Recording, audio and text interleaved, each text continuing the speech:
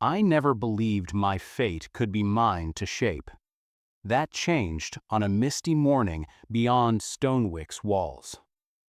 At dawn, the market square pulsed with life. Smoke from wood fires curled above the stalls, and the sharp tang of curing leather drifted from the tannery. Carts rattled through mud as merchants and craftsmen voiced their demands.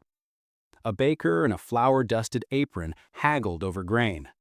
An apprentice mason struggled with heavy beams. A merchant's daughter in scarlet silk gestured at a crate of furs. All around were faces furrowed with worry, people tied firmly to their stations. Here, destinies felt as fixed as stone. Nobles, priests, and peasants each knew their place, and climbing even one rung of that ladder seemed as tall as the cathedral spire. Most names would fade into Stonewick's ledger, no more than footnotes in the town's history. As I trudged home through the chill air, I wondered what separated a nameless laborer from those few who led and created. Was it coin? Skill? Fate? To find an answer, I walked to St. Elmyr's Abbey beyond the town gates. The monastery lay among herb gardens and apple orchards on a sunlit hill. Under its old stone arch, lavender and rose bushes spilled their fragrance onto the path. I paused at the scriptorium courtyard. Brother Tomas shook out a damp parchment, explaining to the abbot how the ink still clung wet. The abbot, an elderly man with a gentle face, listened patiently. Finally, he said quietly that the monastery did not lack skilled hands. It needed voices brave enough to speak their visions. Those words hit me like a hammer on an anvil. It felt as if a single spark had flared in my chest. He was saying that the future could be carved not by toil alone, but by the courage to speak it aloud. Not the courage of a blade's edge, but the quiet bravery of letting a dream be heard. I retraced my steps toward Stonewick, ideas burning behind me.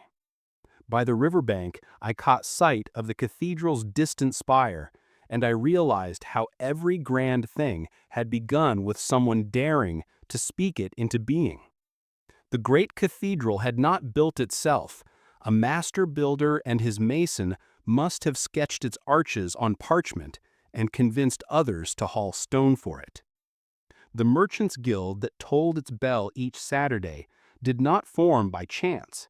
It was born when a few traders met and proposed a pact. These weren't fairy tales or prayers. They were proof that speaking up moves mountains.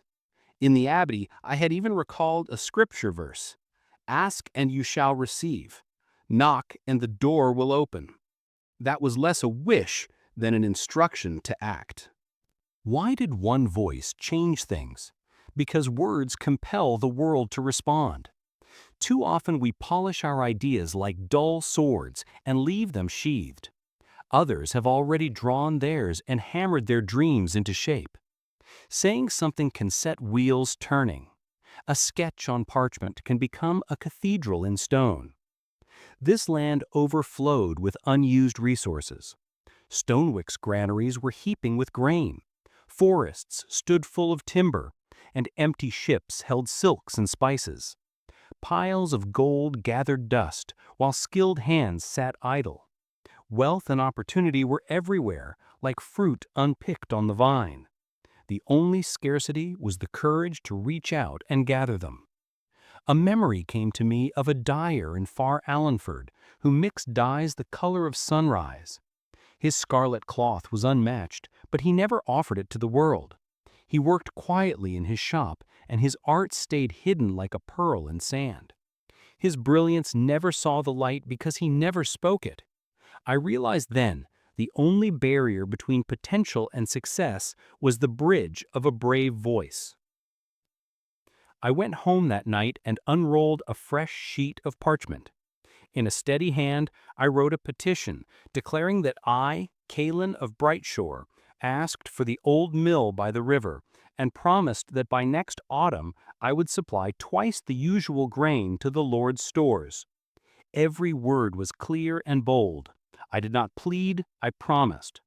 Signing my name with steady confidence, I felt doubt drain away. The next morning, I marched into Master Udrich's hall. Heart pounding, I handed him the petition and waited in silence.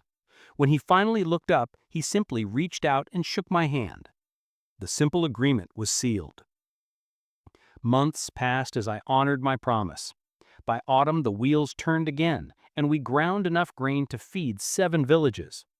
That winter, as I walked through Stonewick Square, people greeted me by name for the first time, calling me Master Kaelin. In the town's ledger, my name was no longer a footnote. Looking back, I hardly recognized the man I was that morning in the square. I believed I was trapped by birth.